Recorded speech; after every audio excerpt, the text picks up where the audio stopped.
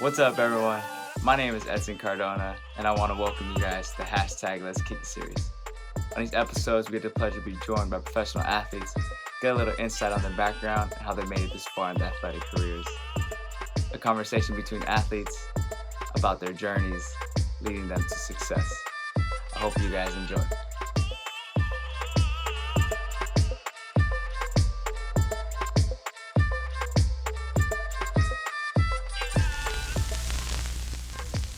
What's up, everyone? On this episode, I am going to be joined by Kendall Mcintosh. Oh, wonderful save, Kendall Mcintosh. And what a save by Mcintosh. Big save by Mcintosh. Kendall is from Oakland, was born in Oakland, California, but he was raised in the North Bay in Santa Rosa. He also, as a youth, played for Santa Rosa United, the Earthquakes Academy, Mustang, and he went to Santa Clara University for 4 years. Also played for the U.S National Teams and went to 2 World Cups for U17 and the U20s. He's been playing for the pros so far for 5 years, and 4 years were in Portland Timbers, and he has his first year for the New York Redbulls currently. What's up, Kendall? How you doing, bro? How you been? Good, bro. What about you? Living, man. Trying to stay safe out here in this quarantine. Good, bro. Me too. Yeah, man. So, like I said, welcome to the first ever episode of the hashtag Let's Kick It series. And I appreciate you being a part of this and being the first ever person to professional athlete to be a part of this, man. So I appreciate you. Yeah, thanks for having me, bro. Yeah, so, we're going to get started and go right at it. So, tell us about yourself, man. Where did your journey begin as an athlete? So, really young. Like, my dad, he played college basketball at Harvard, and he had, some pro baseball tryouts. And then my grandpa played semi-pro baseball in New York. So, growing up, sports were always, a really big part of my life. So I kind of had that, but also just when I was little, I was fortunate enough to have my older brother who was, great to me. He'd always let me play with him and his friends, which helped me improve really fast. Because in those games, if you're losing, nobody wants to be on your team. So that kind of competitiveness really accelerated, I think, a lot for me. Yeah.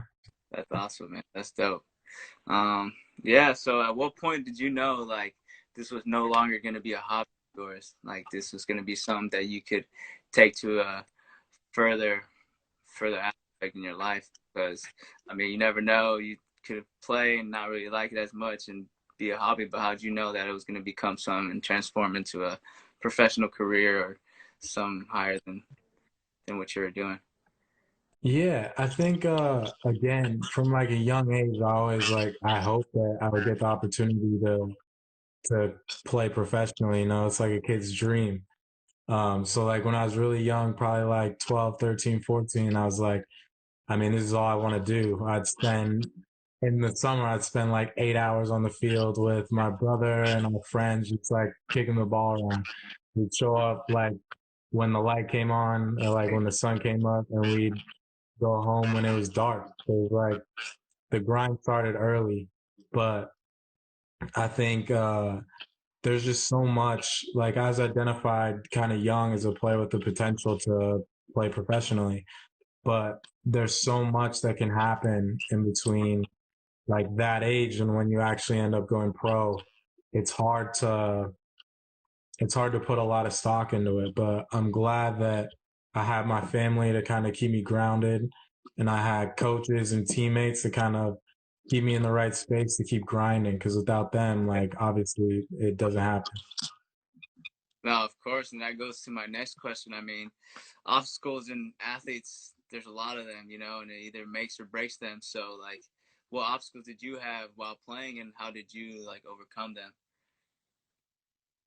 Yeah, it's a rocky road, it's a bumpy road to go from kid like playing soccer and like dirt fields to like being a professional. There's a lot of stuff happens.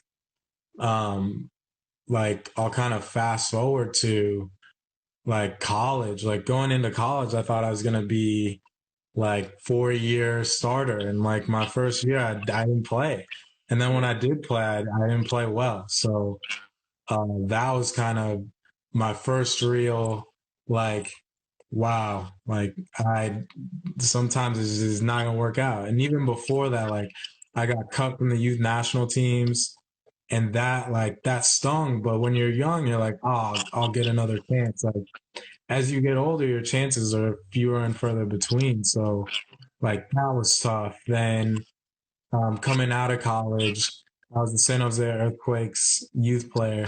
They didn't sign me. Yeah. Went undrafted. Then I went to my first MLS preseason and got cut. Then from there, I signed in the USL as a backup. As the club's essentially fifth keeper. And even from there, it was just like, it was a grind, man. You just got to put your head down and grind. And I think what got me through it was just the support from my family. It's unbelievable. I'd be having tough days or I'd do a double day. My first 2 years in Portland, I did double days with the first team and then with the USL almost every day. So it's just a grind. It's a grind mentality. There's nothing that you can't get around it. You got to do the work. And I think having my family with me to kind of be like, yo, you're on the right path. Like, Yeah. just stick with it. Like, just that encouragement to say, like, you're doing the right things, you're on the right path, just keep your head in it.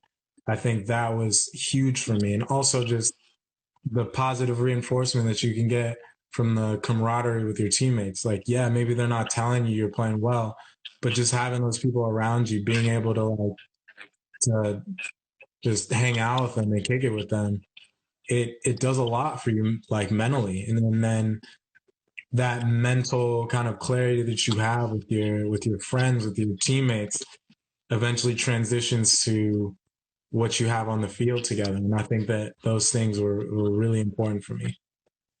Yeah, so you touched a little bit on it, how like your parents and your family had your support and always there for you, and what like kept you motivated. Like you talked about your family a little, but what other things like kept you to like never give up? Because you talk about how many things you went through, and I mean there was a lot of downs and not a lot of ups. So like, what just kept you motivated? Like what kept you keep on playing? Because a lot of players nowadays get cut and they think that's the end. They think that that's no longer going to be a part of their life and they got to switch it up. So what kept you motivated? Yeah, I think there's a lot of aspects to that. I think one is just like your belief that it's gonna happen. Like if you stop believing, is the likelihood that it happens basically is gone. Yeah. So I think my belief, obviously fostered by myself, but also my family, was huge. Then just every day I would try and it's tough to like envision, but and it's tough to get through. But if you go out there with the mentality that like every day I'm gonna get a little bit better, like Yeah. just a little bit better on one thing, like you can kind of mentally stay in it a little bit better. And so you just keep adding like small things here, small things there, to like get to the bigger picture of like I want to eventually get to being the best player that I can be at the apex of like my ability, physically, mentally, everything. And when you're working towards something that's more or less in your control, the things that are outside of your control kind of fall to the background. And like I'll say, like there have been moments where I've been really focused on things that I can't control, Yeah. and it hasn't helped me. It really hasn't helped me. And then I've had teammates professionally. I saw Steve. I think he's there, but he like pulled me aside. He's like, some of the stuff is it's self inflicted. Like you gotta kind of look inward and find like that peace within yourself before like it's gonna kind of come to fruition in real life. So like even in like tough moments for me, if I could just become more introspective and focus on things that I could control, like Yeah. that becomes a motivating factor in and of itself. So like a lot of it just comes down to controlling what you can control. And if you get cut, having the belief that there's a spot for you somewhere. It may not be at the level that you like, but like getting in is the most important thing. And then from there it's just you gotta grind. Yeah. And that's kind of the path. Yeah. On to the next question. That's awesome, man. I mean, I applaud you because not a lot of players can go through so much, and stick it out. And I mean, I'm happy for you and where you are now. So congratulations to where you are, and I mean, keep grinding because, like you said, some people don't find that inside and don't really look into the deeper issue. You know what I'm saying? So I'm glad that you Right. were able to do that and able to speak about it because it's hard sometimes. It's hard to just say like, "Oh man, it's me," like I'm doing something wrong, or it's not the coaches or like the coaching staff or the players. It's some deeper that is affecting your play and how you perform. What's biggest achievement that you can say you're most proud of? Most proud of. Yeah. I mean, I don't know, man. Surf Cup U12 was pretty big. Santa Rosa United. That was like the biggest tournament of like a youth player on the West Coast that you could win, and we won it pretty emphatically. So that will forever. I have like my mom has like a framed picture of us winning and like holding the cup. That's huge. That's awesome, bro. So what's Yeah. what's next for you? Where do you see yourself? Like what's next? Next is playing with the New York Redbulls, bro. I'm Yeah. just focused on where I'm at now. Like I don't really look too far ahead. Yeah. Try and eat what's on my plate, bro. Just focus on what I got in front of me. Hopefully, do everything I can do there, and then have the chips fall where they may. But I'm focused on this new opportunity, and I'm super excited for it. Perfect, bro. That's awesome. Um, who do you give credit to, like for all your success?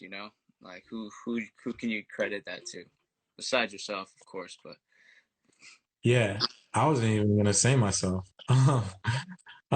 Definitely my family. I talk about them a lot. They're huge for me. They're like my rocks. Without them, it definitely doesn't happen.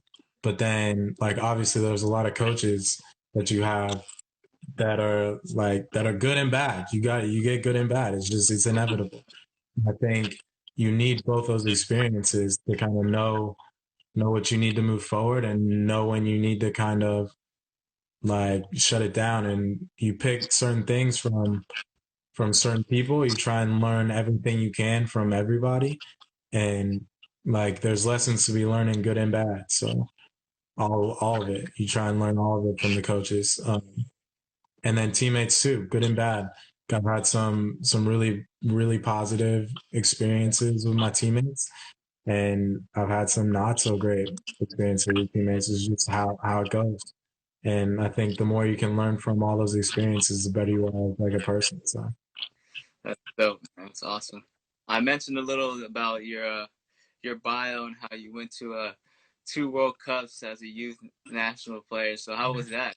Tell me a little bit of that experience. What it's like to be like in a World Cup, like even youth. I mean, that's so awesome. That's special. You know what I'm saying? Not a lot of players get to do that. So what was it like? Because I know there's a lot of players. I'm pretty sure Pogba was there. All these different young players that we see now. It's like you're with them, so you're the top. You're the top tier. You know what I'm saying? So what was it like? yeah, it was really cool. The U17 one was my first like real like foray into that life, and it was amazing, man. It's really cool. It's a different kind of stress though, because like you're on a different kind of stage. Everybody's watching. Like U17, like you think everybody's watching, but not everybody's watching. But like you think that like that this is the biggest it's gonna get, you know, like other than the next World Cup. Yeah, And it is really important. And like we had been in residency for 2 years before, like working all the way up to this one tournament. So it's kind of like the pinnacle of our experience as like youth players. And it was, I mean, it was amazing. It was a really, it was an experience that really resonates with you for as long as you play. yeah, Uh, and then the U21 was different. So U17 when I was a starter, U21 I was a backup, and that was different also because like you have to be ready to play at any moment because you never know what can happen. But also you're not starting, so it's different. But that one was definitely bigger than the U17 one because those have like real dudes that are like playing that are like stars.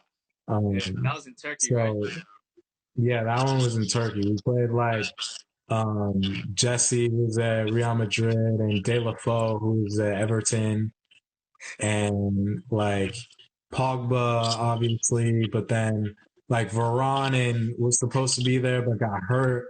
Like Yeah, all these guys, like that were playing for huge clubs were there, and there's like Kondogbia. There's so many players, Digne, in like Turkey. all these guys.